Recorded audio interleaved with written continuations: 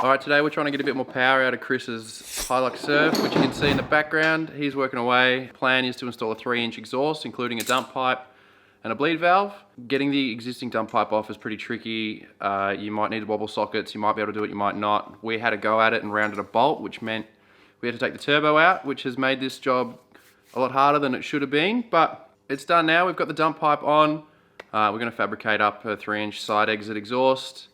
And with that and the bleed valve and the fact that Chris has an intercooler as well, we should be able to wind up the boost and get a bit more power out of it. So I'll just explain which bolt we rounded and why it was so difficult to get to. And I'll explain a few things if you run into the same issue, what you might expect to take your turbo off, and just some specialty tools that you might need, you might not. Depends how you go about it and depends what kind of toolkit you have. So I'll just explain a few things and then we'll jump back into fabricating up a new exhaust. This nut here was particularly hard to get to, which is why we rounded it. It was pretty stubborn anyway, and that's why we took the turbo out to get it off. Now, if you are going to take your turbo off, the hardest part is the oil feed and the oil return. It either bolts to the block in 2 different places or it bolts to the turbo in one place.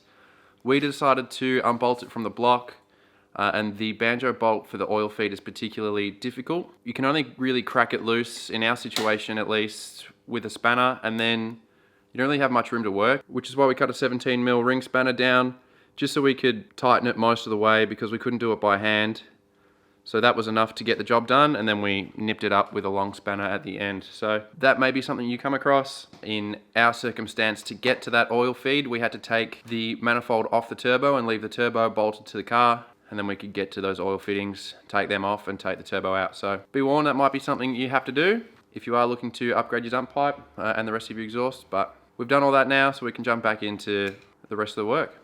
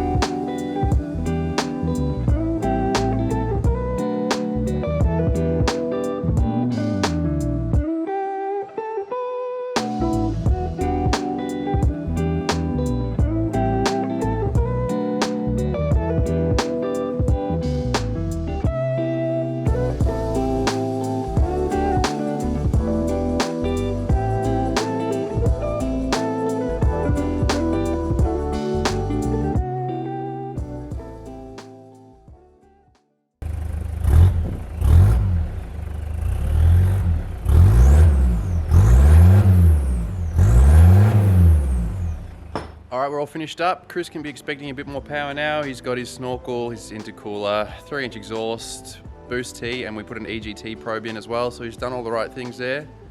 We can wind the boost up, get more power, and then yeah, keep an eye on it. So pretty achievable as well. I mean, our welding's not the best, but it's functional, and yeah, give it a go yourself and get more power out of your 1KZ. So thanks for watching, and we'll see you next time.